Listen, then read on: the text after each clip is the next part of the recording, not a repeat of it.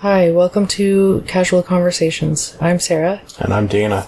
Today our episode is talking about the new Metallica album, 72 Seasons. So when was the first time that you heard Metallica? I believe I brought a few albums home. You actually gave them to me. So it was my fault that you... Well, I don't know if I could say it's entirely your fault, but definitely it was you were the source of giving me the CDs for sure. Okay, well I can tell you how I came upon becoming a Metallica fan. I kept hearing someone playing this music riff on the bass guitar in school, and they were in a different class than me, in an older grade, and I never knew what it was until later on. So I went to music camp in one summer and was there for drums, and I got stuck in a cabin full of metalheads, and I liked metal, but I didn't know Metallica really at the time. That's all that they listened to the whole week that I was there.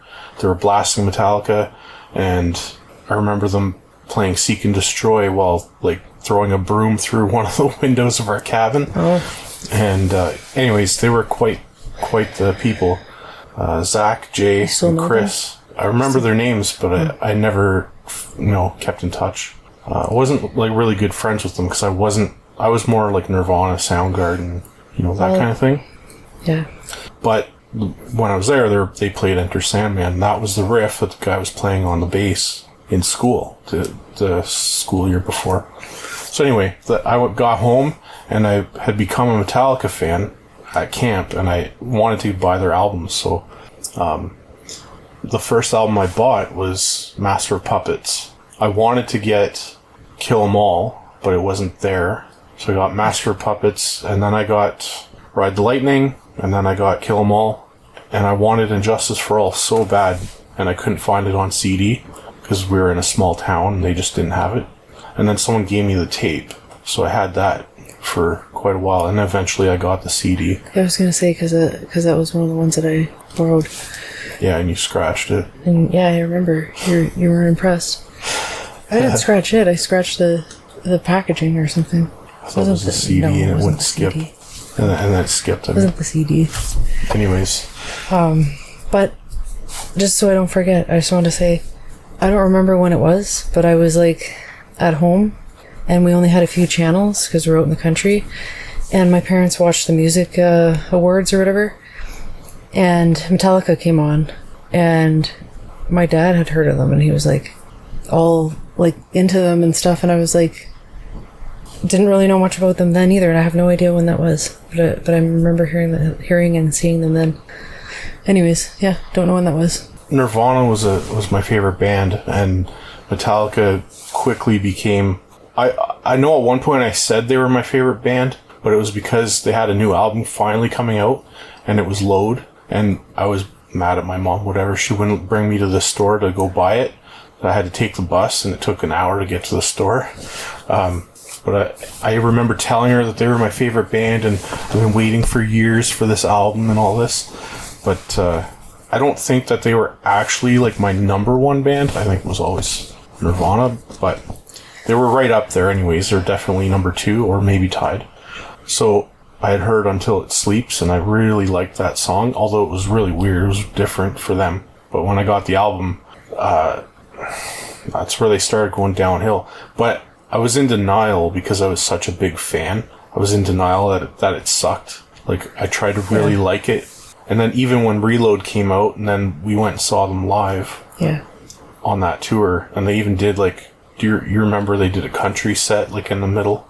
Like, acoustic, I mean, but it sounded like country. I was passing out. That's what I remember. Oh, well, anyway, they did, like, 4 or 5 songs acoustic in the middle of the concert. Anyways. Well, yeah, I feel like whatever it was that I heard on my television was not very heavy. So I don't know at what point that was. But anyways, yeah, I don't know. I mean, I think that the concert was a highlight for sure, but now that I've gone to a lot more concerts, it's not as much a highlight for me as it was at the time, obviously. So how high up in terms of like favorite bands would they have ever peaked at for you? Because for me, they were when I was basically younger and stuff. number 1. I don't think they were ever number one, for sure. Never. That's a good question. I mean, their first 4 or 5 albums, I think, are amazing. I still think they're amazing. I don't know. Yeah, a lot of people like crap on the Black Album, but I thought it was fairly solid. Like, his voice started to not have, you know how, like, so the vocals have changed, I feel like, on every album for the most part. Like, in the beginning, he sounded like a, you know, passionate, like whiny. No, to me, it's like almost like a whiny, not Dave Mustaine type whine, but like in that kind of vein, you know. He was just a kid though, so really high pitched, and I don't know. High pitched, but not the kind of high pitch that he is now. That's for sure. And anyways, then it changed a bit. I think that each album it changed. Even when he got to Master of Puppets, it was still kind of high for me, but like my taste now. Anyways, but then when And Justice for All hit, that's kind of the peak for me of Metallica. Like, that's still one of my top albums of all time. The sound, like, they didn't even, you can't hardly hear the bass at all on that whole album, but yet it's still one of the heaviest and best.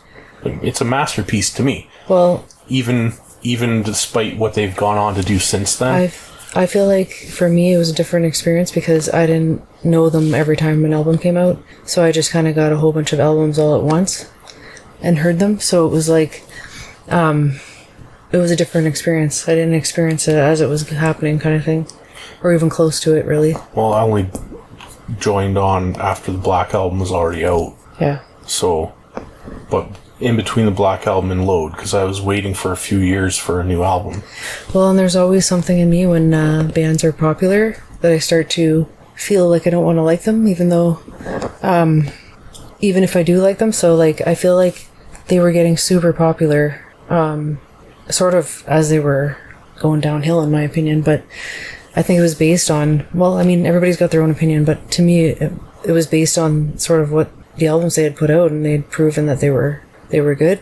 But you just started hearing about them everywhere. Like I said, I saw them on television on our 2 channels. My parents knew their name. Like, everywhere you go, people, even, well, especially now, like, I mean, I remember at Christmas time, somehow it came up at my family's table that, yeah, Sarah's into heavy music, and then, like, all the people that aren't into heavy music, which was most of the family, were like, what, Metallica? And it's like, really? That's our definition of heavy music? Like, no. Like, not right now.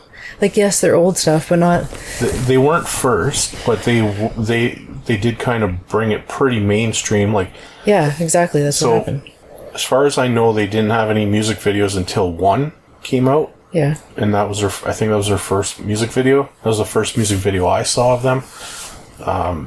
And I thought it was a really cool video, and I love the song, and that became my favorite album. But anyway, I think that they were known. They were pretty popular amongst, you know, music fans, metal fans, I should say. Oh, what's the difference?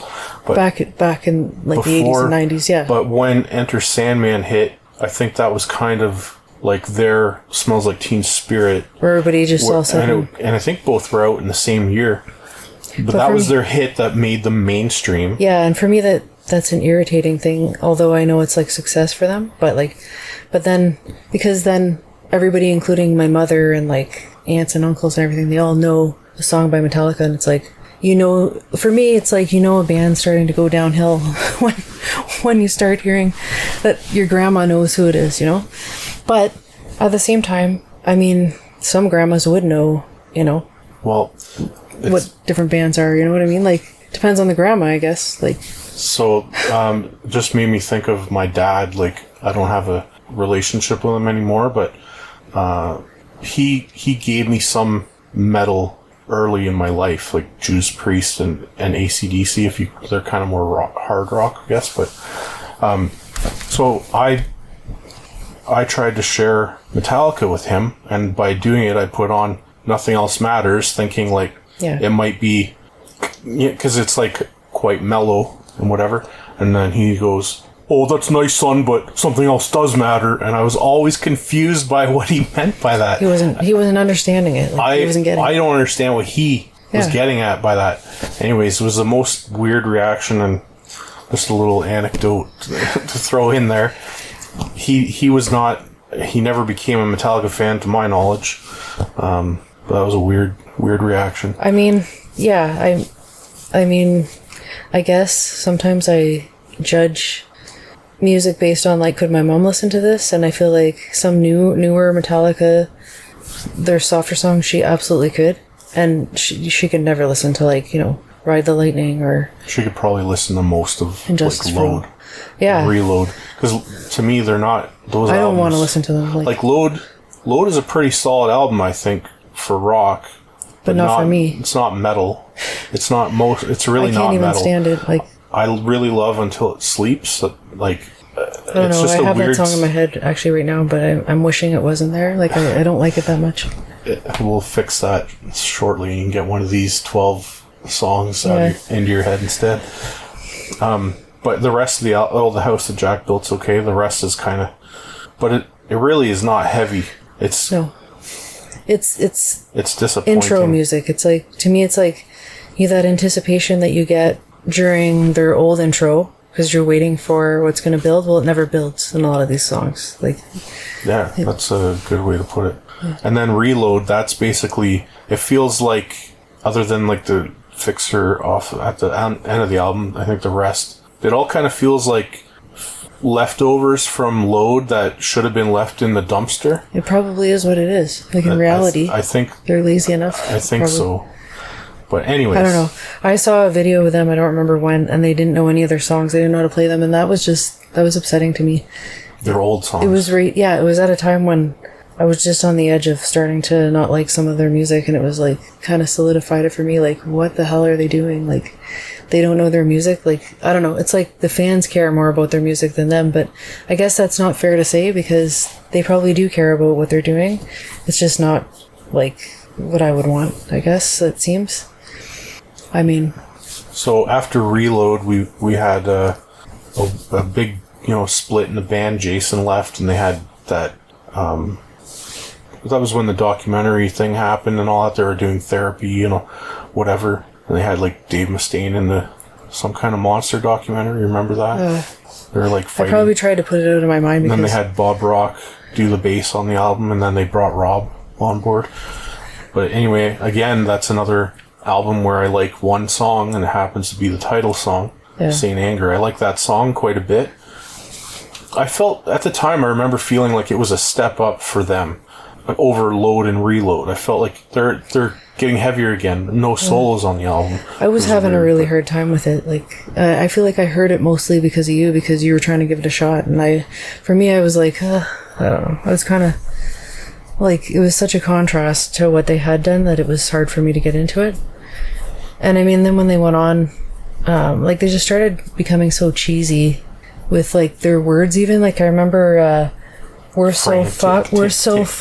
Oh, so shit out of luck. You skipped ahead. I know I've skipped ahead another album, but I'm just saying. Like, no, yeah, you skipped right over Death Magnetic. I know, but I'm just saying.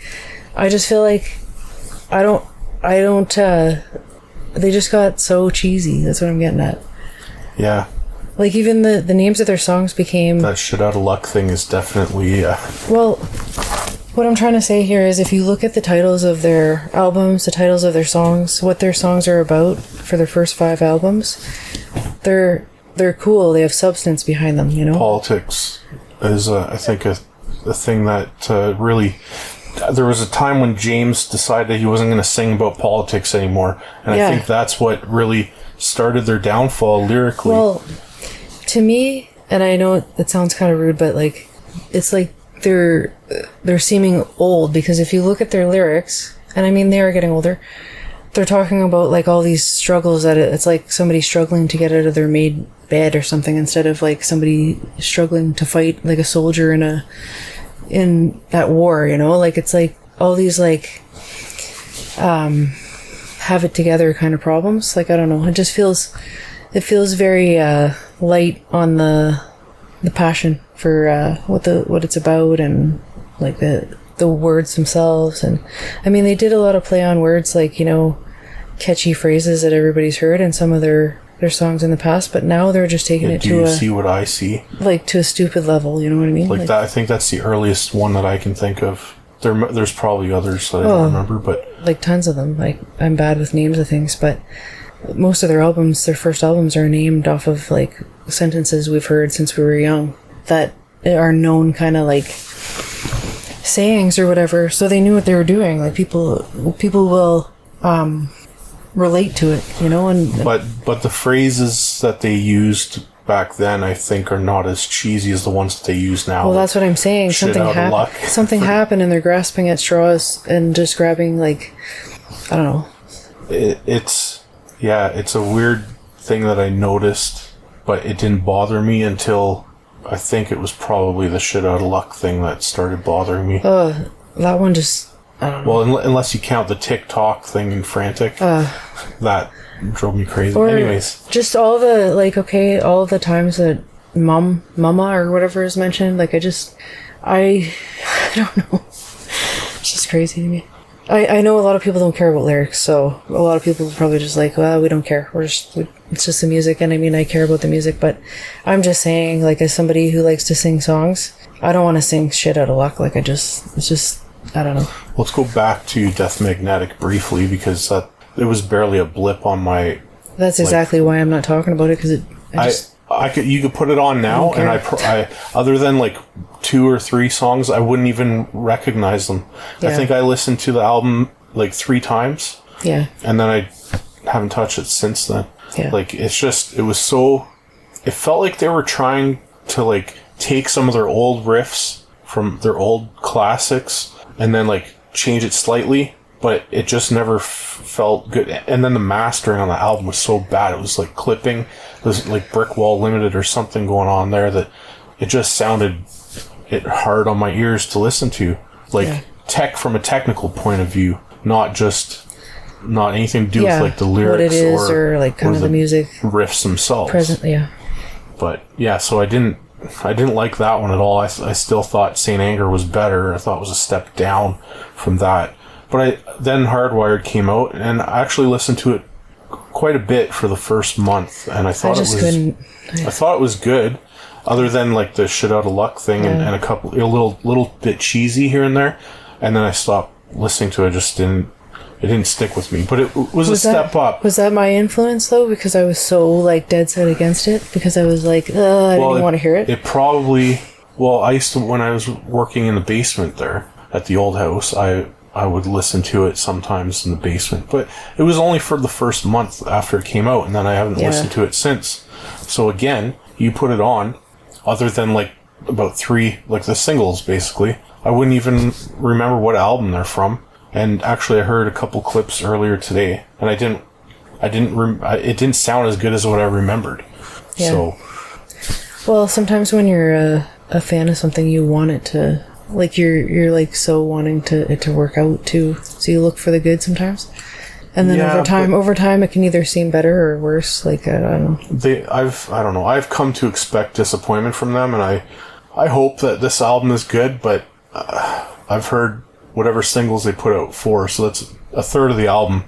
How good could the rest of the album be, really? Because those 4 singles I heard were not good, but we'll talk about them. Yeah, I'm wondering if, like, the color yellow is going to be tainted for me here. Well, I don't think it could be tainted for me, but it's unfortunate that they're using yellow, because I like yellow so much. As soon as I saw that artwork, I was like, this better be good. I thought, they finally made an album that she's going to like, at least the album art. But anyway. Well, do you have anything else? I don't know. I'm just trying to think. Was there anything else? We skipped right over Lulu. Oh, yeah. Yeah. I mean, what do you want to say? It was garbage. I'm the table, or you're the table. Yeah. Like, I mean, all due respect to that artist and everything, like, it's just not my thing, and I don't understand why they brought it in. And, I mean, it's not really one of their albums. I feel like we did, side project. Like, I mean, I don't know if we want to touch on it now, but I feel like we did a little bit. But for me, one of the most devastating parts of what Metallica has become over the years is James's voice. Like, it's become cringeworthy for me a lot of the time. I was talking about his voice. A little bit. I think the peak was in Justice for All. He sounded the meanest and just most aggressive, and that whole album sounded very, like, sterile is maybe the right word. including the vocals, but it just worked for me. It was like, it's just the perfect. Sterile? Yeah, I don't know what you mean. There's not like, I don't know how to explain any better than that. It's not a lot of like Extras? life and variety in terms of like it's all very consistent, the whole album, and I don't know. Justice for All, that's what you're talking about? Yeah. Okay. You don't agree? I don't know. No, I really like that album. It might be a compression thing or something that I don't know. To me, no, I love that album. That's my favorite. I know you do. It's my favorite Metallica album, and it's one of my probably top 10 albums of all time. It's the one album that I've actually listened to straight through by them within the last 2 years. But you were telling me that James took vocal lessons? Yeah, he took lessons after. And so it seems like that's when his vocals went down. Because, I mean, before you can Load, even see some, I think you can even see some changes in the Black Album in his voice a little bit. Yeah, it changed. But it really got country twangy almost in Load. Yeah. And then 100%. For me, it's really hard to like a Metallica song right now because of his voice, because it's anytime he gets that twang terrible in there. To me. It's just, if I was hearing a new band, never heard Metallica before, and the band started coming out with that voice, I would just be like, okay, skip it. Next. You know, like it's, I don't know what the heck he was thinking. Like obviously he thought he was bettering his voice, but I just don't feel that. It was, if he had done, well, there was too many changes with Load altogether, but the vocals were a big problem, and the music kind of fell in line with that. It has more of like a country and rock type thing going on, but yeah, that country twang that's in his voice is definitely like he tried to eliminate it, I feel, on the more recent albums. It wasn't really there on Saint Anger. Like they did some weird, from what I remember now, I haven't listened to Saint Anger in 10 years, probably. Oh. Like the whole album. Yeah. Well, he's got like this, like, his more attitude on Saint Anger, like in his voice. You know, but it's like still like almost like a immaturity in his voice. And like, I think that's what's disturbing about this too, is that, you know, there are some bands out there that have always done immaturity and they've done it well. And I don't want to be like that person that's going to talk about Megadeth, because people hate talking about Megadeth and Metallica against each other or whatever. But Dave has always been immature in the way that he like writes his lyrics, and also in the way that he presents his voice and himself, the way and that's he just acts, how he is. Yeah, and because let's face it, he's a dick, but a lovable dick. Yeah. but the thing is, it's not the same.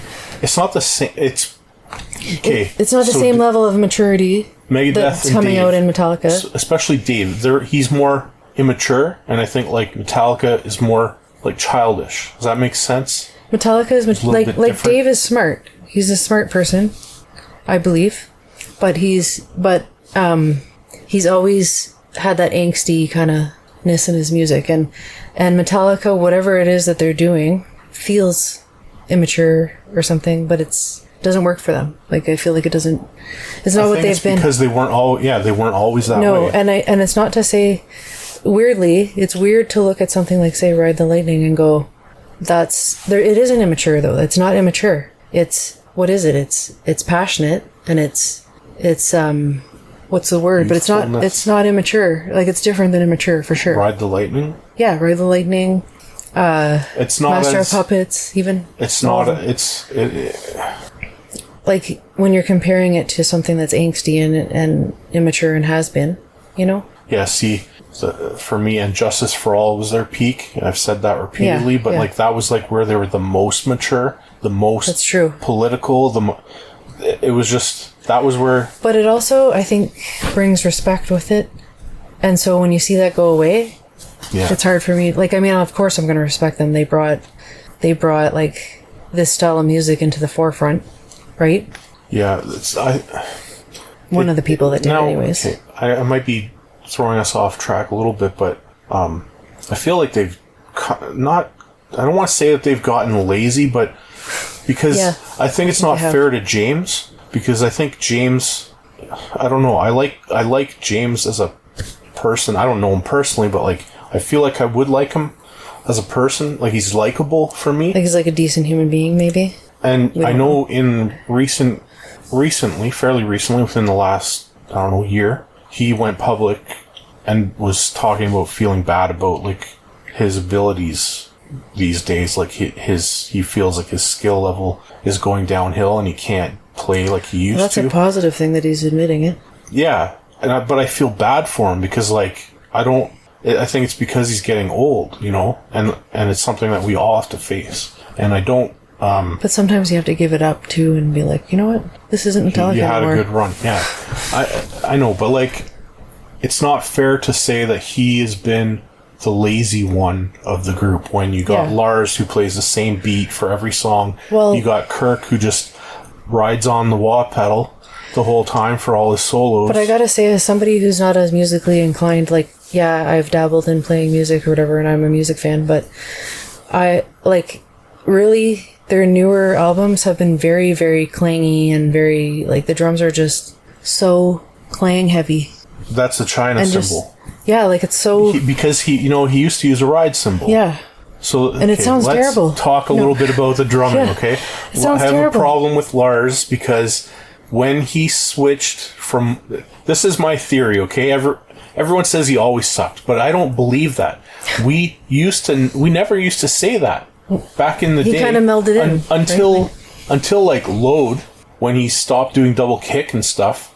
I guess he didn't do double kick on the Black Album. Maybe that's where it started. Yeah. But I don't remember people giving him a hard time until Load and on from there. Okay. Now it could be I was just too new to Metallica. I don't know. But I remember liking his beats that he did on his old stuff up until because you were learning even the the beats Black and Album. stuff, right? You were learning. Yeah. So my theory is his drumming talent went downhill when he switched from wooden drumsticks to those Easton Ahead aluminum drumsticks. And you want to know why I feel that way?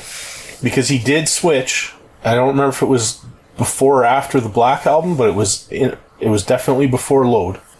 And his drumming noticeably sucked. And I had a pair of Easton Ahead aluminum drumsticks. And when I switched back to wood sticks, my talent level on drums went up, like, a lot. So what, they're harder to use, or it's just the sound? they feel real sluggish, like those is it nylon sleeves or whatever that are on them? I think I've only used are hitting the cymbals. a little bit that I drummed. I only used the. It just doesn't. They don't bounce right. I don't know. So why would he do that? I wonder. Don't know. They last a lot longer. Like, but to I me, managed to break mine. I just don't know. Even somebody new coming to Metallica, hearing that clang, clang, clang, like that's the other thing. He used to use a ride cymbal. Yeah. But then he switched to a China. He's like, I don't like ride cymbals. Like, well, I don't like the China. That's all you use. It's like China. It's bad. I don't like that at all. And that changed. That I think that happened with Saint Anger because I think he used to ride on Load and Reload, but I can't remember. Yeah, definitely on Until It Sleeps. So anyway, when he switched to the China, that was another, and got rid of the ride cymbal completely. And what did you think when they got their new member? Like, Rob? Yeah. I don't know. I never really. I'd already not liked them much by that point. So it was like hard to like kind of. It's hard. I don't like how he acts on stage. The little crab walk. It just looks so almost as cheesy as the shit out of Luck line. But well, it's basically like a younger guy with a bunch of older good. guys, right? Is he? I don't even know. I don't know how. He used to play with Ozzy. Okay, maybe he's older than I thought. I don't know. I like him. He's talented. I like him, but like I'm not, because I don't really consider myself a Metallica fan anymore. Like, I like their old stuff, but I'm not really a fan. I haven't really been like, oh, let's find out about Rob. You know, like he's definitely skilled. So yeah, how much input does he have on the music? I don't know. Hopefully, well, I really like Jason though, even though he was on, the shit end of the stick. He was shit out of luck. Oh boy. They turned him right down in the mix there on my favorite album. But he was really talented too and a likable person. I liked his solo album too that came out. So is it something where like you just can only put out so many amazing albums and then you run out of material and strength to keep going, or what? Like, I wonder what. I don't think that's a universal truth. No, I don't think it is. Look at Megadeth. They have Okay, they got here we go Risk again with and Megadeth. Cryptic Writings that. Oh, and Super Collider we don't talk about. Yeah. That's the only signed Megadeth album we have, and it's the worst one. But that new Megadeth album is killer. Like, that is amazing. It's Iron Maiden. Look how many albums they've got. They keep cranking them out, and they're amazing. Yeah, but that's not what I'm saying. I'm saying I'm trying to think of an excuse for them. Is what I'm getting at. Obviously, it's not. Yeah, it's not. I'm saying for them, like, did they like utilize all the creative whatever they had, and now like they should have just stopped? Or no, like, I think that they were misdirected. I think something happened in the 90s, like, and I think it all goes back to Nirvana. That's what I think. They really disrupted the music scene. Like, remember they said that grunge killed metal or whatever? They're saying that kind of thing. Did they? The hair metal. Well, Megadeth, Metallica had hair. Yeah. Anyways, back in the 90s, that's when these bands started changing. Even Slayer, they put out like a punk type album. Like, they try to change, like, and then these bands find their way back. And I guess I gotta kind of, to metal, right? Like, to real metal. And Metallica tried, but I think that they were misguided for so long in the 90s, and I don't know if it was Bob Rock's influence or what, or if they just had an attitude like because they're on top of the world, they could just do what they want.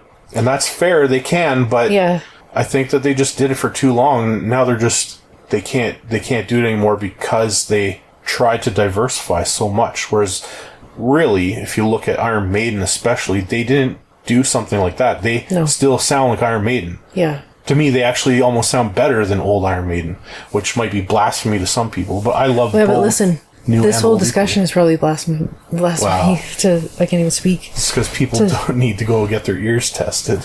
Well, and let's face it, not everybody's going to agree with what we're saying. And like, there's some people, I don't think we're in the minority, though. I don't know.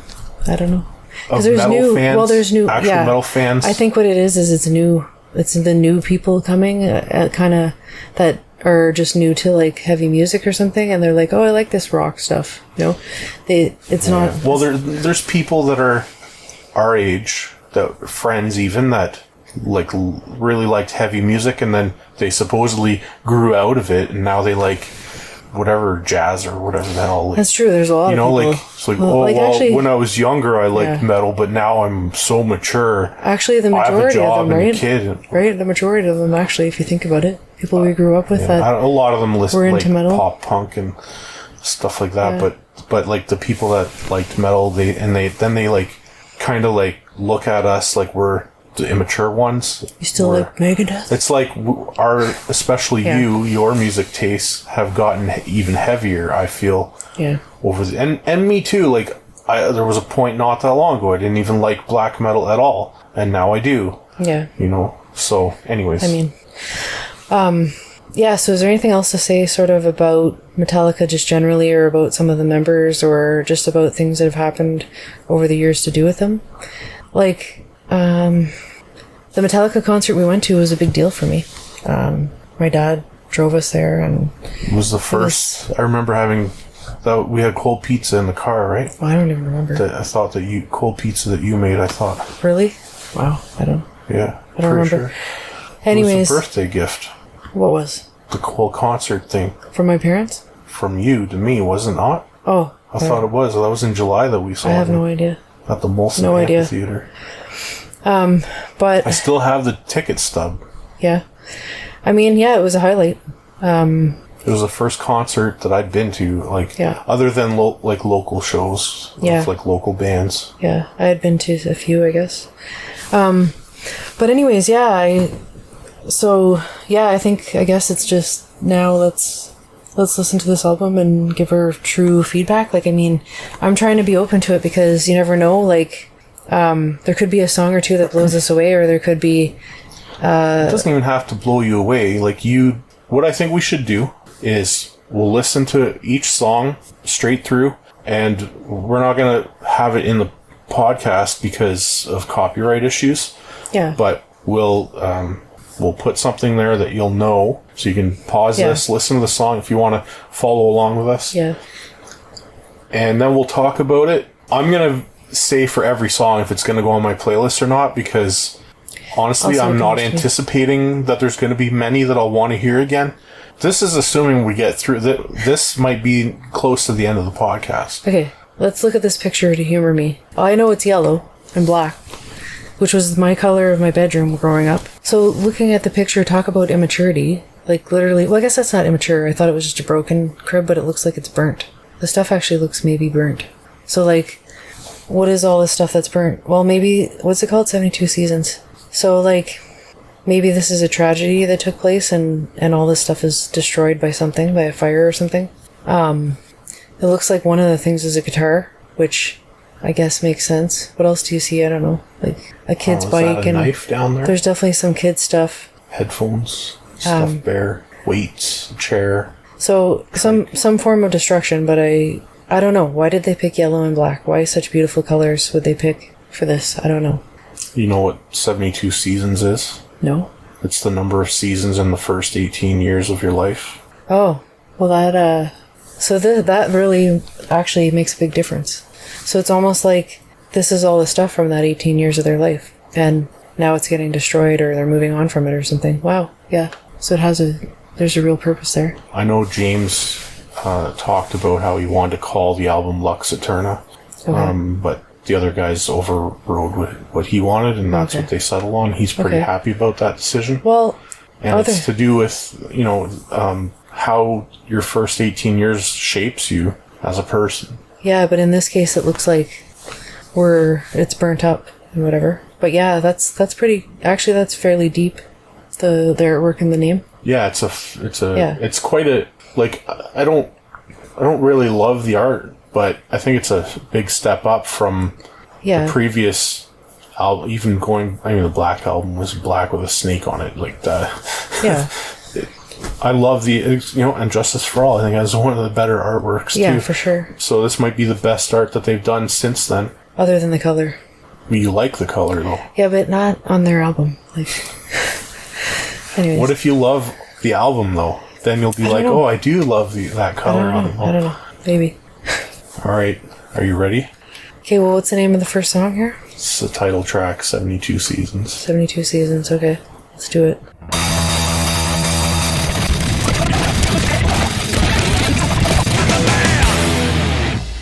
So, how blown is your mind? It's not blown. At one point, I was gonna say, like, boy, this feels long. And then I thought, you know what, it is long. It's 7 minutes and 39 seconds. That's pretty long. It didn't need to be that long. No, it didn't. There was no need for it to be that long. If it had changed more, then like, songs that are long need to justify why they're long. Yeah, they need dynamics in them. Like, different parts, yeah. Yeah, like, so I also, what was I going to say here? I feel like that made sense as an opening song as far as what they're saying. I mean, I only could hear parts, but it's obviously opening up the idea of, like, leaving the past behind and moving on, which seems to be what this is about. And I, surprisingly, the high part where it's like the chorus, I guess, where he's kind of going high there, that voice doesn't irritate me as much as the other one, for some reason. And that was probably my favorite part, was the chorus, because there's a pace to it. And as somebody who likes to sing, I can get kind of, I don't know, start to anticipate it and whatever. I don't know. On the topic of his vocal, I think during the verse, it sounded like the same vocal that he does on his covers. Do you know what I mean? Like on Garage Incorporated or whatever. Sounded like a lot like on one of those covers. It does, but because it's not a cover, I don't know. I don't like it. Yeah, I didn't like. Yeah. That's the vocal you didn't like. That's the same. Yeah. I didn't care for it either. It's not as bad as the country twang. Yeah. From Load and Reload. I also feel like they were trying to make something of things that are not, like, literally just picking a note. Like, I don't know, there were parts where they were just, like, I mean, I don't know a lot about playing guitar and all that, but just, I'm learning. Letting the chords ring out. Yeah, like, it's chorus. Like, and they're just trying to make something of it. It just feels, no, it wasn't during the chorus. I'd have to go back and see, but it just felt like there was a portion where they're trying to make, like, it's like an exciting part, but really there's nothing to it. Like, there's nothing going on. It just felt so like... You're talking about when the hi-hats were going and they're just picking one... Yeah, that's what I'm talking about. It just felt like really... It's like in the middle part of the song. It felt like... Yeah, it felt really scarce and... That's actually, like, the worst part of the song for me, because the hi-hats are just constantly just riding on the hi-hats, and then he should just stop playing there and let the guitars breathe. What it is, and then hit the cymbal and kick at the same time. There, like bring that in and then stop again. But no, like we never get a break from Lars. Now, I'm not convinced that that's actually Lars playing. Yeah. I think that this is programmed. Yeah. But anyways, the point is, it seemed like they were trying to make like it was something, but there was really nothing much going on, in my opinion. And then the second half was more boring to me. I mean, this was not the worst song I've heard by them. It's not the worst song I've heard. I didn't mind like the main riff at the start there, but after the vocals come in, it starts falling apart. I found the hi-hats just to be relentless all the way through. Right from the beginning of the song all the way through. You never get a break from Lars, and I think that's the thing with my musical taste. I need my music to breathe a little. I don't mind if some songs don't breathe, but I don't know. I need some. It doesn't need to be every song. We'll see how the rest of these go. But the other thing is I found that the hi-hats are too loud in general in this song because he's playing them so much. Either turn them down or stop playing them so much. Yeah. Like, it's just, I don't know. This sounded to me like almost like a Death Magnetic song that was, somehow didn't make it to the album, even though it's probably better than everything that's on that album. And I mean, when Kirk came in with his wah there, Yeah, the little lead line. He did a solo later, and there wasn't much. I didn't hear wah on that. No, it was the wah part before that, right? Yeah. But the solo was too quiet. Yeah. Because some of the notes were getting lost, and for me, I shouldn't have to try to pick out the solo. It should be up front. Like turn the hats down, bring the lead up. Let us hear the into solo. Focus. But it sounded like a typical Kirk Hammett solo to me. Without nothing wah, too exciting, nothing terrible. Like, it was fine. Yeah. And then there was right near the end there was one part where the rest of the music seemed to I don't remember. I'd have to go back and listen. But you hear the snare drum loud and clear, and it was only happened once, and it is not a good sounding snare. Yeah. It's not as bad as Saint Anger, but it's kind of crazy. It's not a good sounding snare. I don't like that. It works in the mix, I guess, but yeah. Okay. Anything else? One down? So, is this going to make it to your playlist? No, it's not. No? You? No. I don't care if I ever hear that song again. Me either. Alright, maybe the next song is Shadows Follow. Maybe this is the one that's going to make it to your playlist.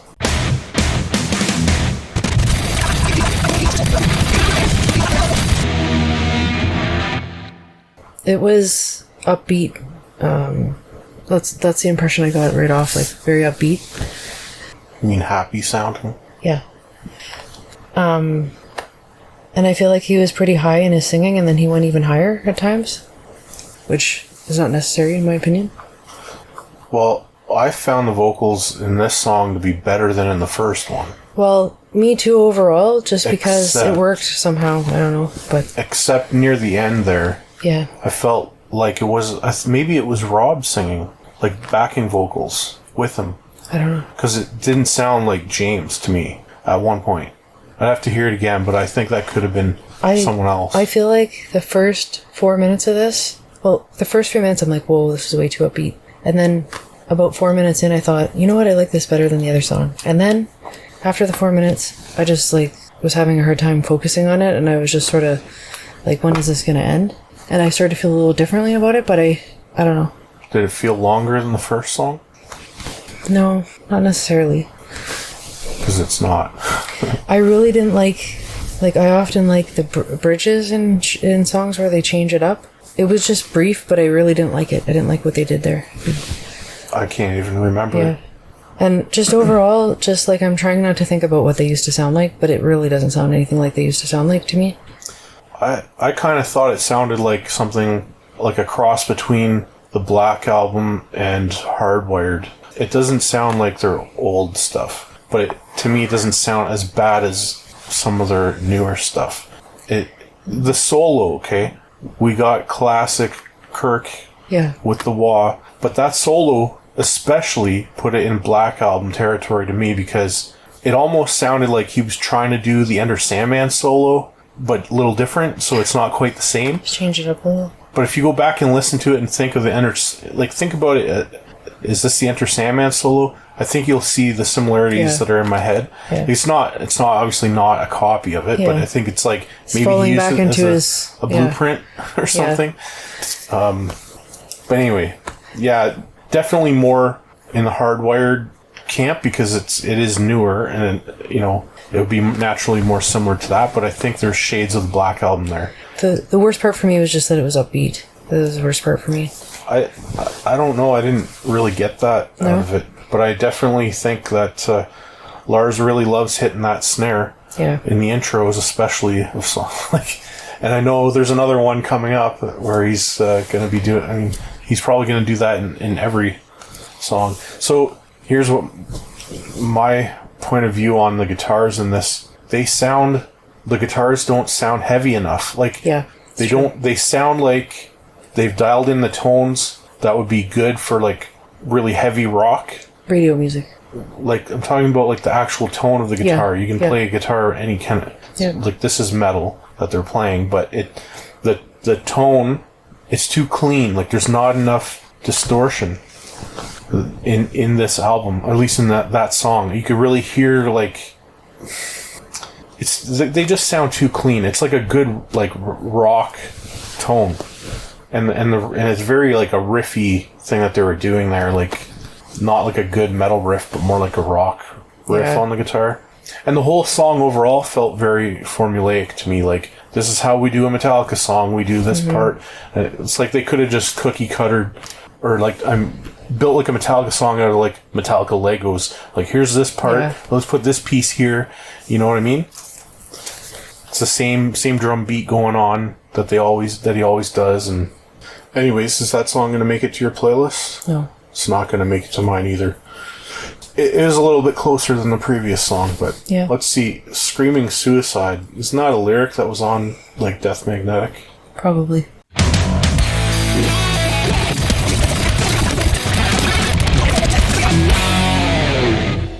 Haven't heard a China Cymbal yet, so I'm wondering if the person who programmed these drums in accidentally put a crash cymbal in there instead. Still annoying though. The three. It's just, I don't know. It doesn't sound like very annoying. A human playing. It doesn't sound like Lars playing the drums. It sounds very like someone programmed all. This is what Lars would do and just programmed the parts in. And I think they used the wrong sample for his default ride, which is typically a China Cymbal. The little bit of vocals that I heard were pretty cheesy, and I don't know, just that name just doesn't make sense for one of their songs. I don't know, and they're just so far from that kind of, I don't know, type of theme in my opinion. And then the vocal to me just sounded hard to hear. Also, I didn't like the vocals. This is by far the worst of the three so far. Yeah, vocally, and the music. This one I found very upbeat. This is not what I look for in metal in general, never mind Metallica. Yeah. So I'm good to move on. That's kind of funny. It's I could show my mom a song called Screaming Suicide. She could probably listen to it with that name. It doesn't even make sense, but yeah. Yeah, I don't know. I didn't like his vocals in that one at all. Yeah. Ready? Alright, the next song is Sleepwalk My Life Away.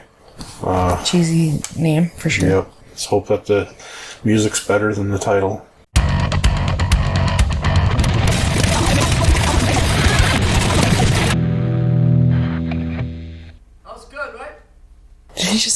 At the end, Lars goes, that was good, right? No, that wasn't good. What the heck? That wasn't good, Lars. I guess he was saying it to Metallica, not us. Yeah. So it's my least favorite so far. Me too. I found that very painful to get through. It was. I wanted to just skip it. Me too. And it kept on seeming like it might end, and it didn't. So at the start, though, I thought, oh, this the heavy bass. It's a little different. It almost sounded like, is this a Tool song? Yeah. What the hell's going on? What are they doing? Yeah. But and then it just kind of ended, and they went into expected stuff. Yeah, then it turned back into Metallica. There was this weird, shitty tom sound. It just sounds so thin and just bad. They're using really bad drum samples on this.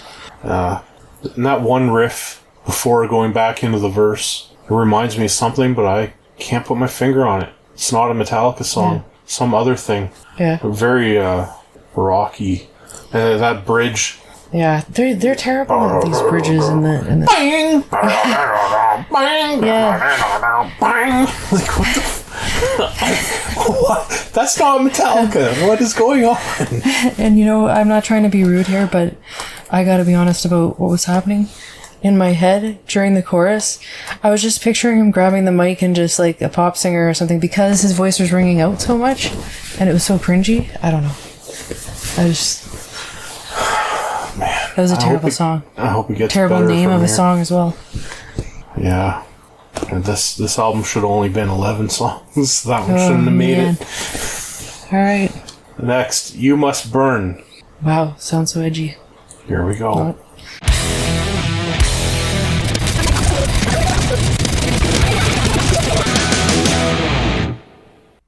I didn't like it, but Kirk was the best part of it, because I don't even like solos that much, but at least there was something there, and then the wah-y part there, especially near the end, was okay. But the weird thing is some of it was kind of reminiscent of like Doom music, the way it was like just like drawn out so much. Yeah, it felt like they were trying to do an homage to Black Sabbath, like the original, the pioneers of Doom. Kind of weird. It almost, like, I don't know, I wasn't paying much attention to the lyrics, it just sounded stupid. Yeah. I wonder, right at the beginning, okay, I'm thinking, like, this sounds like, they're like, we gotta come up with a song. Okay, let's play this chord, then this chord, then this one, this. Yeah, okay, we'll write that down and we'll just play those chords. Like, that hasn't been done, we haven't done that yet. That's a song. Like, they don't, it's like they're not trying, remember, like, the old Metallica, they had like intricate parts and things made sense. It was coherent. This is just like moving random through a journey stuff or that whatever. they smashed together. That's a song. It doesn't have an identity anymore. Yeah. Like, this is not memorable. But this song, it's true. I think I liked it even less than the previous one, which was already terrible. Makes me worried about we're not even halfway. Yeah. I think that maybe that, and thematically in that, is maybe like a sequel to Devil's Dance or whatever from, was that on Load or Reload? I don't remember. I want to say Reload, but I don't know. It may be, I don't know, but it had kind of a similar vibe, at least at certain points to me. But anyway, and there's weird vocals going on there. I hate when he accentuates certain words that way. Like, I know he's always done some. Again, I think someone else is singing. Yeah. At certain parts. All right. Let's move on. I'm looking for good here. I feel like we're like just sounding so like negative, but I really am looking for something good here. I'm not finding. I think I've lost hope. The next song is Lux Eterna, which I've definitely heard that already. Yeah. Well, so let's check it out and give our thoughts.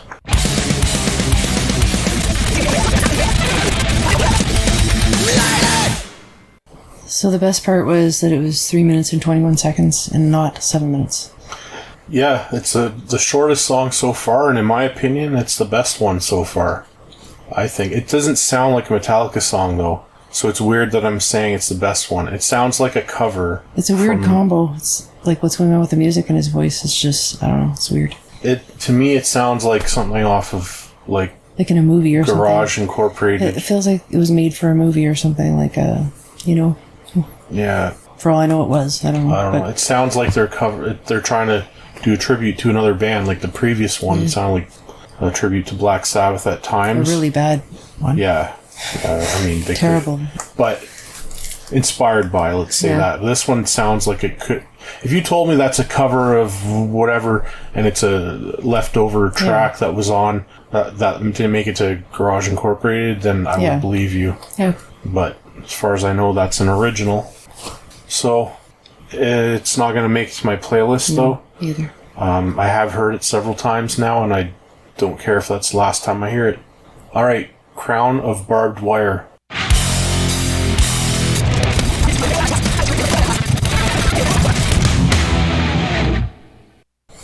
I'm glad it's over. Again, I think it was one of those ones that's like stark, like trying to make something out of nothing at parts. Like very, I don't know, boring and not memorable. And I hated it. Anyways. I think this is one of the better songs so far, so I disagree. I don't like it. I like that riff. It sounds like something that I would write. So now I know your thoughts on my guitar playing.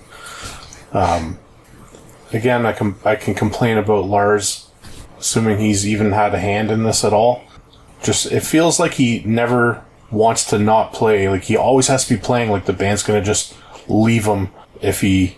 I think he's got like an abandonment issue. If he doesn't play a hi-hat during a part where there's no other drums, they'll kick him out or something. Like, he's afraid to give the other instruments some space.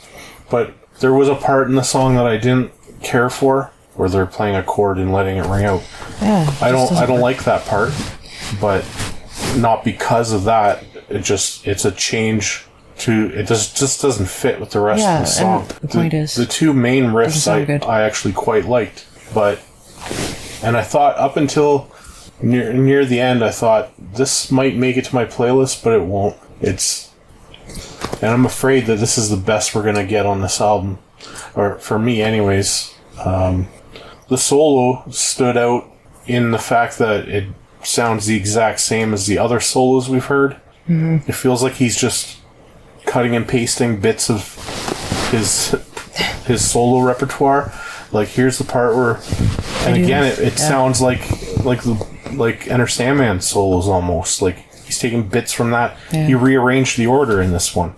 I don't know. And then at the end of the song, there was a key change. Like, for half a second, like, you got a 6-minute song almost, and you have a key change in there, but you just do it for 1 bar or 2 bars or whatever. Like, why? What's the point? Yeah. They could have did that in the middle and mixed it up. But anyway, it's disappointing so far. Yeah. Not unexpected though. All right, the next song is Chasing Light. There's no light.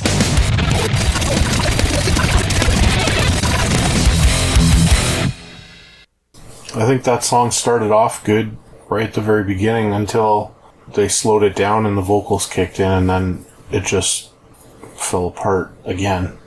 I don't know. It started off promising. Like it just about killed me because they kept on doing like the drum ending kind of stuff over and over, and I kept on thinking it was going to end.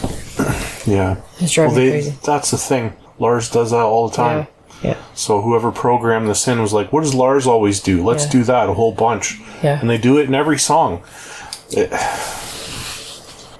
don't know. I'm not even disappointed. This is what I expected. You know, I expected that it wouldn't be good. Now maybe the last 4 will blow us away. Yeah. It's undeniably Metallica. It sounds like Metallica. It sounds like modern Metallica. Yeah. But it's not good, and it is wearing me down. Yeah. I think we should just take a break after this one and then tackle the last 4 songs later. So we feel a little more fresh because it's getting kind of... It's just too much of the same, like... Yeah.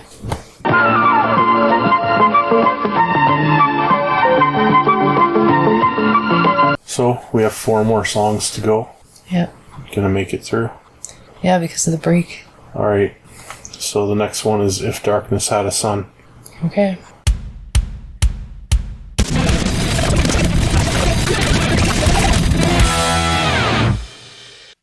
I think I'm going to go first on this one because I think I know what you're going to say. Okay.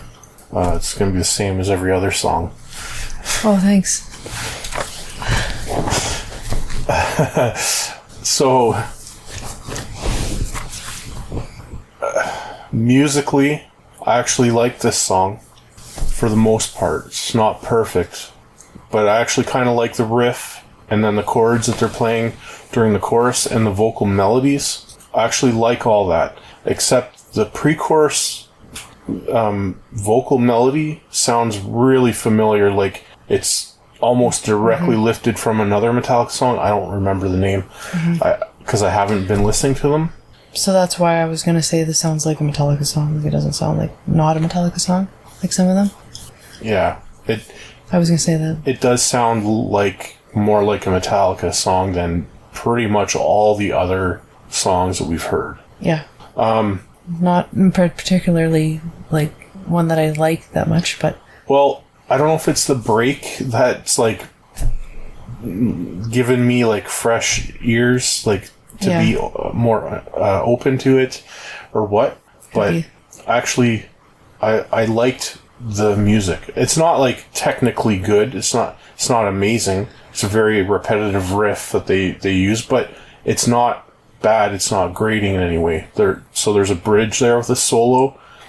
It was a nice break, but it was forgettable. But it was needed, and I don't know how they would have done it better, because they didn't do it better, and it's still better than all the other songs we've heard so far. To me, I was gonna say that a lot of the songs I really hated the bridge and then the music after, but this one I actually liked the second half almost better than the first, notably. So it was kind of weird. So my first impression of the song was there's so much snare, like it's so much, and that's like Lars's motif is hit the snare a whole bunch of times, like overuse the snare. It's just, I don't know. Yeah. The hi-hats sounded a little weird when they first come in. They just are blending in you're not hearing the hits, some weird sample that they've used, and it sounds different than the other songs, or it's just, again, the break that we had that just kind of reset my ears. I don't know. But the drums just sound so off to me. Like, there's like a double kick and tom thing that they've programmed in there, and it just doesn't sound right. It just sounds like they're thwacking on Tupperware or something, you know what I mean? Yeah, it's terrible. Like, the toms are not like the thunderous toms that he used to have back when he was playing the white Tama kit, or Tama. And I feel like it's notable enough that anybody could notice. It's not like you need to really know a lot about music to... Yeah, the drums are just the worst part of that. Not the actual parts that are being played, but the sound of them this time. And I have to say, though, that I think that this song sounds like very intro-oriented still. Like, just the way that they do songs is often like a drawn-out intro these days. I don't know. But it does sound like Metallica, for sure. So the question becomes, is this going to make it to my personal music playlist? And the answer is no. Oh, because thought you might say yes. The lyrics are stupid. Like, come on. Yeah. It's again, like, maybe the yellow is cheese. They've made the album artwork cheese. I think the song was too long, too. But it was, that's not surprising. I think it wasn't, I don't know. Maybe it wasn't for me. Like, the bridge did a good job breaking it up, and they didn't, like, false end the song a bunch of times. And that's true. Actually, I was watching it tick across, and I was like, man, when are they gonna do their fake endings and all that? And then they just ended the song. Yeah. So, like, well, that's actually refreshing. It was too long for me, though. Yeah. Well, that's been the theme of this album, right? Yeah. The whole thing is... How long is the album? The shortest one was... It's an hour and... Almost an hour and 10 minutes, this album. That's not even... I missed one of the tracks. Oh. So, hour 17. So, it is a little long. I don't know. Maybe that we do have a bit more life in us, but I don't know how much. You're too far gone. I don't know. I know the next song is, anyways. Alright, the next song. Too Far Gone. Here we go.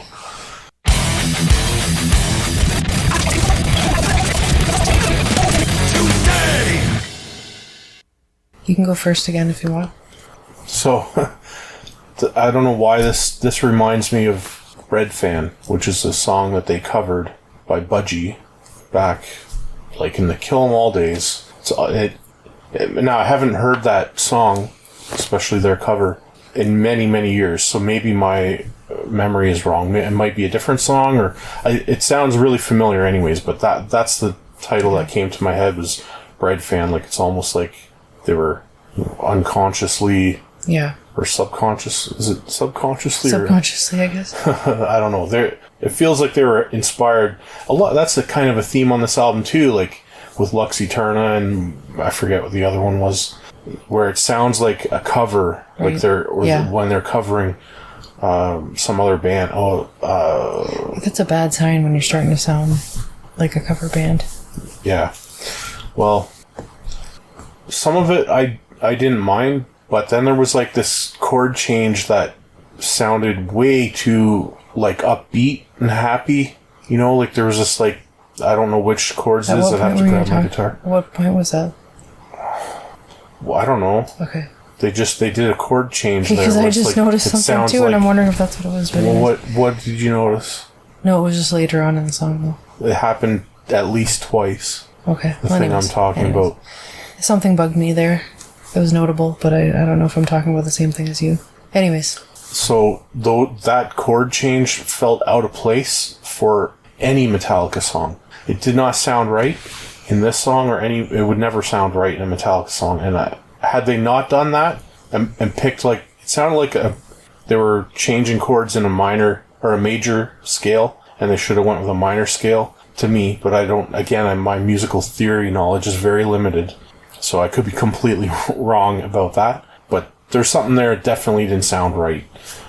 Had they not done that, I might have liked the song more, except for that the vocals and the lyrics sucked in this, I found. I don't know. Yeah. It's just another song, really. I hated the song. Okay, go ahead. Go ahead.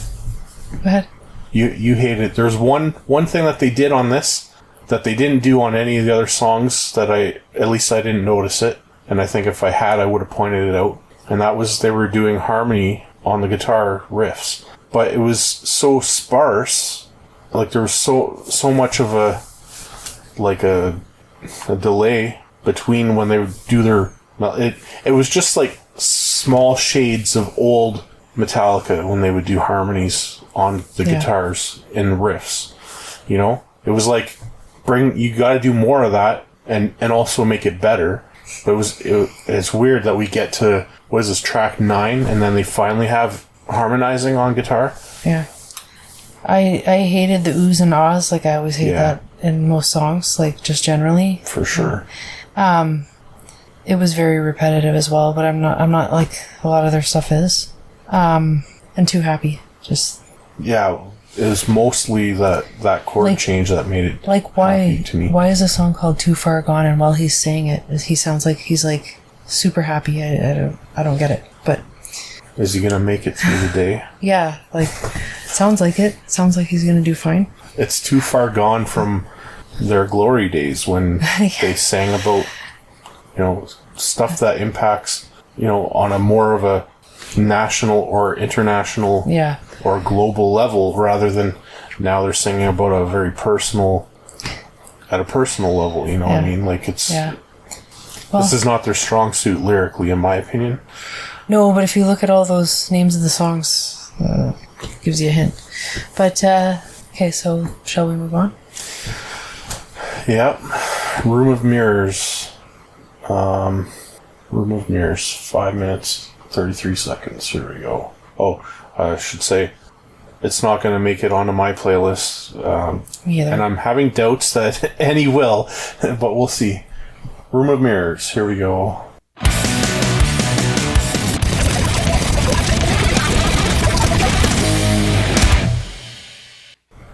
Go ahead if you want.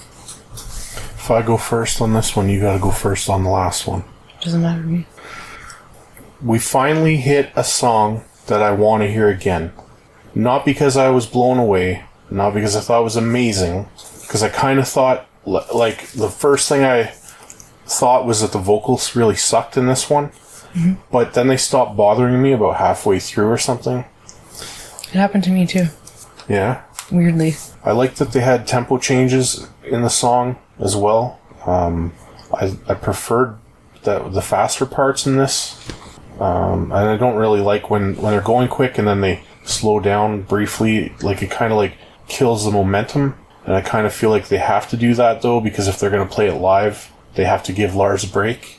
He can't keep up with the programming anymore. But I know I'm just shitting on Lars this whole podcast, but you actually have looked up to him at times, for sure. Yeah, I like his whole drumming up until the Black Album, including the Black Album, and anyways, he has his moments where he's done well, Until It Sleeps. I like the drumming in that, even Saint Anger. But anyways, the song, not the album, but not the sound of the snare. Anyways, okay, I'm digressing here.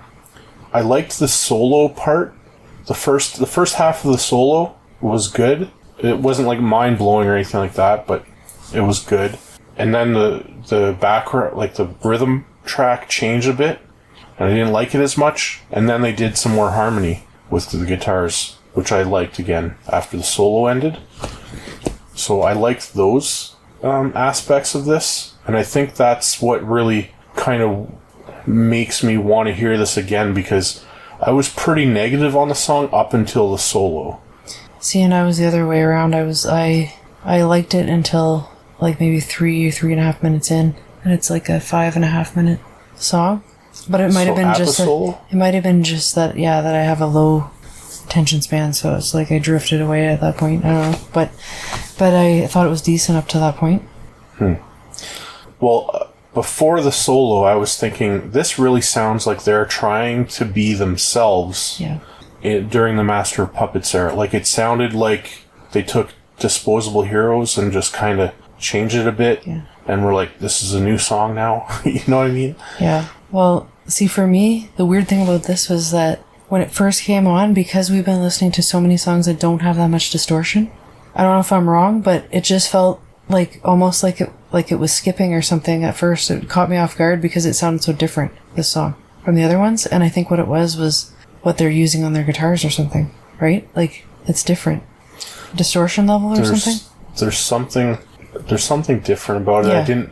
I did have that thought too, that the guitar tones were better in this song. And also, like, it had the drawn out intro like they always have, but I started thinking in my head, oh, okay, it's going to be one of those songs. But then it picked up the pace or whatever, and then I was like, oh, okay. So yeah, I thought overall it was decent. Like, yeah, there's no way that like having a break made us suddenly like the songs on the album. It has to be that they put the better songs towards the end, but probably by mistake. I guess we're gonna find that out, because is that really that the last song is 11 minutes long? Yeah. Yeah. So that'll be a test here. So is this Room of Mirrors going on my playlist? I think it might. Like, I'll probably put it on, and then I'll hear it a couple times, and I'll decide if I want to keep it in the rotation. Anyways, there's one more to go, and it's long. All right. How do you say that? I don't know. Inamorata? Inamorata, I guess. Inamorata. All right.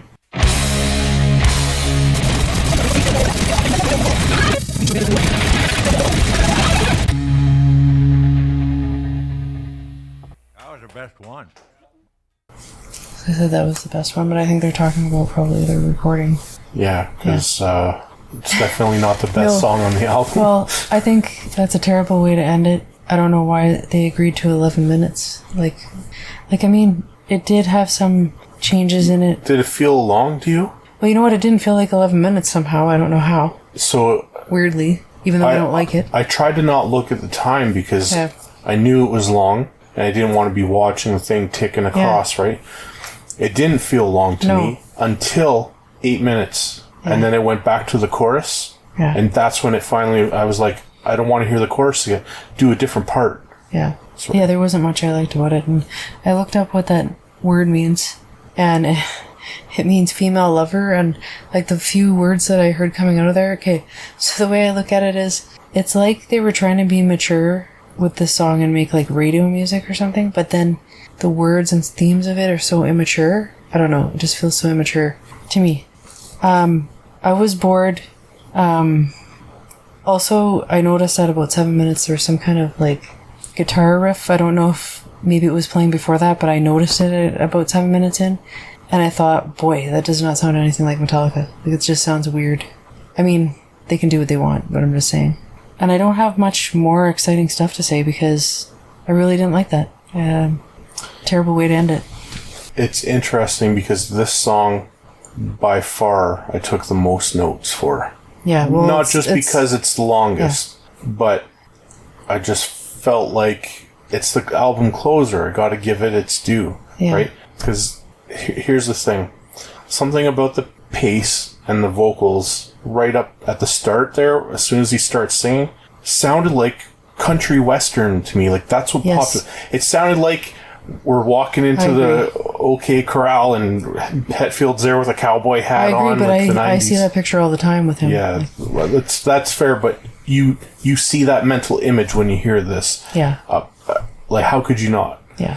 In the verse up at the front, Yeah. right?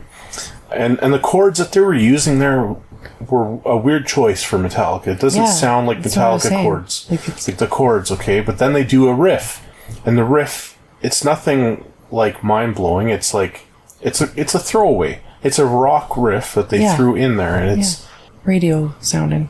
And then they do the slow down thing that totally that reminds one part. me of Load. You're talking, I know what you're talking about. You're talking about when the bass, you're thinking of the bass when it just went to nothing and it's just the drums going crazy.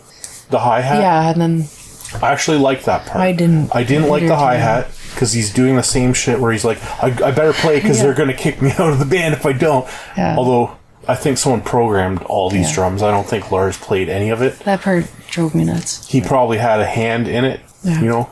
Like he's probably do this, program this part, like fine, and the hi-hat there, relentless again, annoyingly relentless. I like the bass and the clean guitar part there, but the vocals came back in there, and it still kind of sucked. After that, Kinda. after that, they did a harmony, which I don't remember there being a harmony until the back half of this album. Yeah. I don't remember harmonies really in all those first 7 songs or whatever. But in this case, I thought the harmony sounded kind of bad. It almost at first sounded like he was playing with one of them was playing it with a harmony, like a harmonizer pedal, because they were playing it pretty spot on together, but it didn't sound great. And then the riffs diverged. They were playing, it was a little different and it sounded even worse. But I liked that they were trying to do the harmony thing again. Now, I think that people that like Metallica and this album, overall, they're gonna praise this song. I think people, I'm calling it now. I think people are gonna go, no, it's their masterpiece, album closer. Yeah. You know, I think people are going to like it. Well, for us, it didn't even feel long, and the whole rest of the album has taken a toll on us. Yeah. So that in itself signaled to me that people are going to like this, and the fact that it is different for Metallica. But I liked that they were changing parts as you go, and I did really like that they changed to the bass and clean guitar. That the hi-hats need to shut up, though. Let the song breathe. Like, it was so close to having a really good part there. But I liked that there was not, like, a lot of their transitions between sections of songs. It's often, like, the same. Like, here's the Lars fill on the snare or whatever, you know? They didn't really do that in between the parts that much in this song. And I think that lent to it not feeling long until the very end. Yeah. And they did the fake ending a little bit. Yeah, a lot in this. Yeah. And so I think if this song was on a good Metallica album, I'd be okay with it. I think it'd be fine. I wouldn't even skip it necessarily. But because the rest of the album, other than Room of Mirrors, was kind of crap, I don't have any reason to ever want to hear this again. It's kind of funny when you're talking about him hammering the parts where it doesn't breathe or whatever. It's funny because those parts always feel so stark for me. But I think it's because... What do you mean by that? I don't know. They just feel so empty, you know? Even though you're saying like it doesn't breathe or whatever. How could it be empty when Lars, it's Lars filled guy, it's filled the programmer with drums, assigned to Lars has filled it with hi-hat? Okay, so it's filled with drums, obviously, but not much else. And I don't know.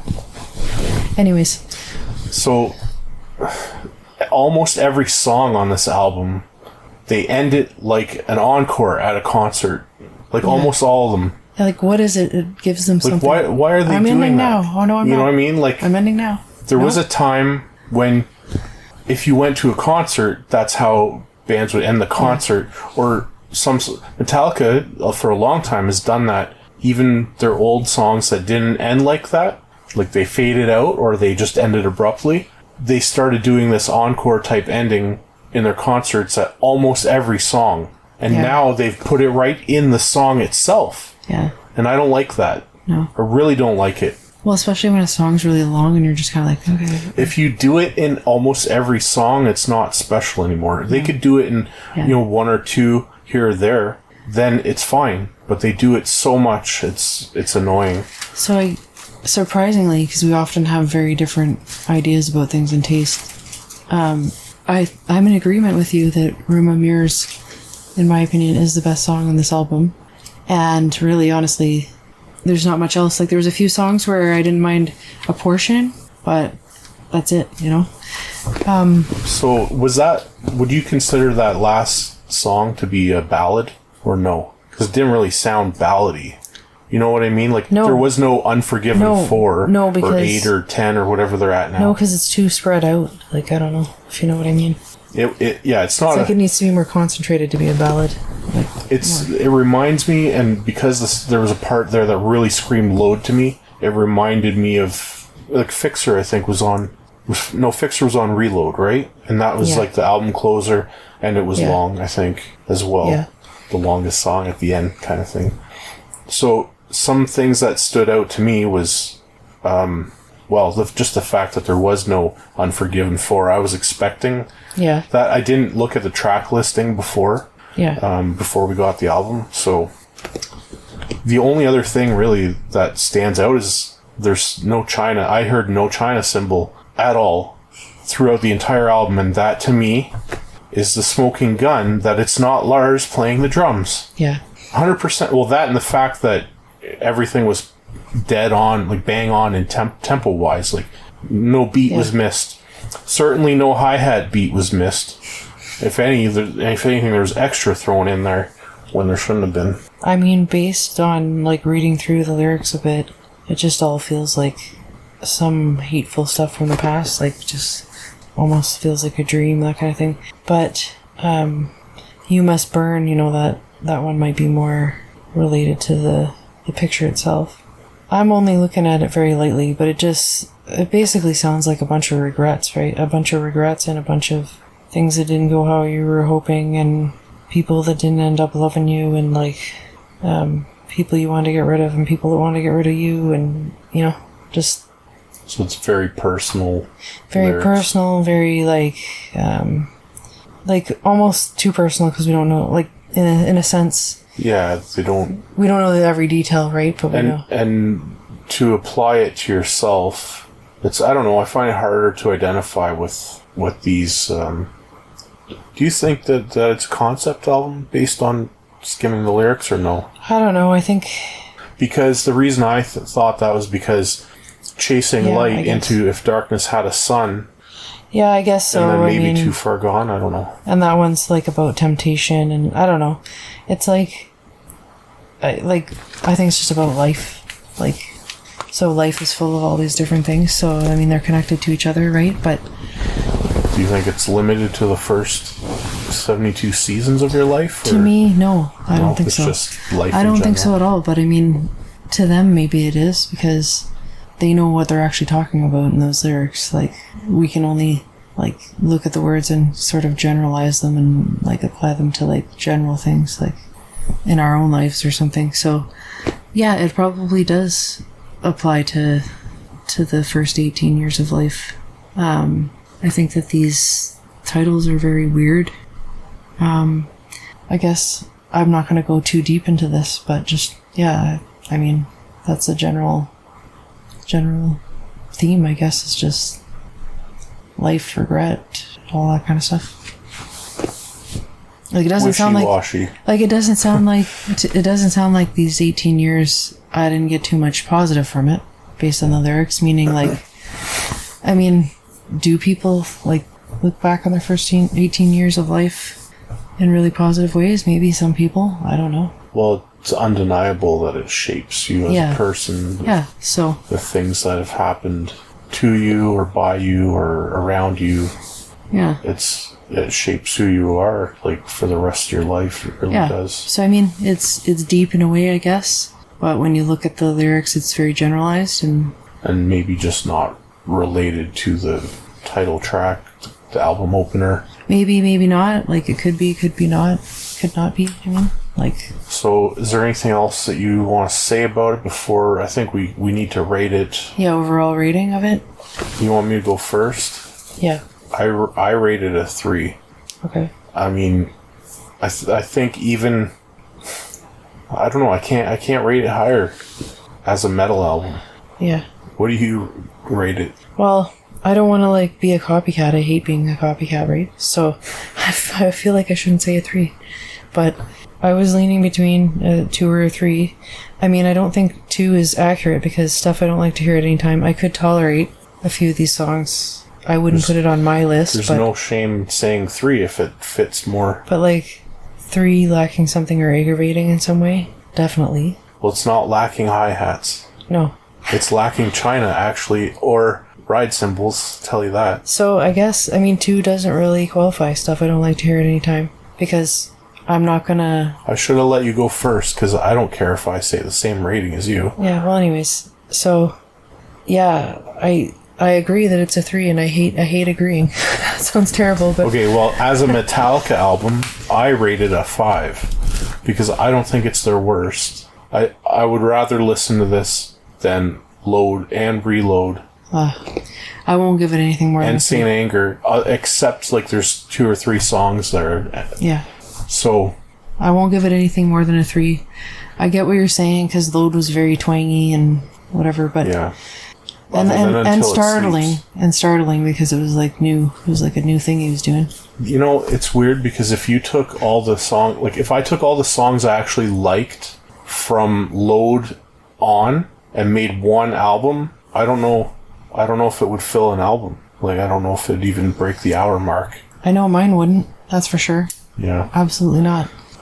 And I don't want to go back and find out. I have not listened to Death Magnetic since the month it came out, and I don't ever want to hear it again. It was terrible. Yeah. Anyways, okay, but as a rock album, I give it an 8. I think it was, like, pretty good for rock. Oh yeah, like if we're basing it on something I don't like to listen to, really, like a rock album, it was pretty good. Like I probably would give it a...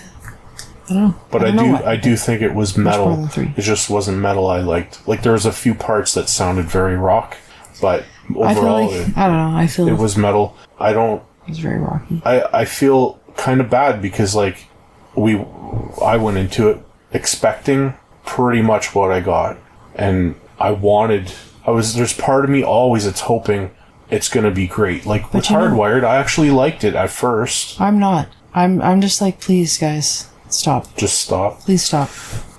I don't know. But something makes me feel bad for James. At the same time, I'm not gonna feel upset, obviously, if they put out an amazing album like past albums that were good. That would be great, but I don't know. I don't think they're capable not to be. I have to bring it up. So I gave this a 3. You gave this a 3. You gave the new Megadeth album an 8, and I gave it a 9. So, like, Megadeth, sorry, it's just a different. It shows me that it's not about how old they are, because that was or probably being a similar genre, like being the same field. Yeah, well, it's not really the same genre anymore, is it? Like, Megadeth is still... No, but I'm saying they began... They started off, yeah. And Iron Maiden is still solid, so, like, these old guys can still pull it off. Yeah. But for some reason, Metallica just can't do it, and I don't understand why. And the crazy thing is that people always crap on Dave's vocals, and let's face it, like, some of his vocals are kind of... I don't even know what the word is, but it works somehow. Oh. And I just find that this doesn't work. This change just doesn't work. Well, Dave's vocals have changed a lot. They've gotten better. They've gotten better, way better. But here back we are. In the day, I didn't like them. Thing. Yeah, we can though. Like, I remember my buddy Josh, who was in the first band. Like, we formed our first band. We didn't really know what we were doing though. He was the Megadeth guy, and I was the Metallica guy. Yeah. And that was in grade 7 and 8. And yeah, I mean, he was right and I was wrong. Yeah. Well, but I did like Megadeth back then, but I didn't like them nearly as much as Metallica. And I feel like I could put on one of the first 5 Metallica albums I could put it on and listen to it from start to finish and enjoy every minute of it. Absolutely.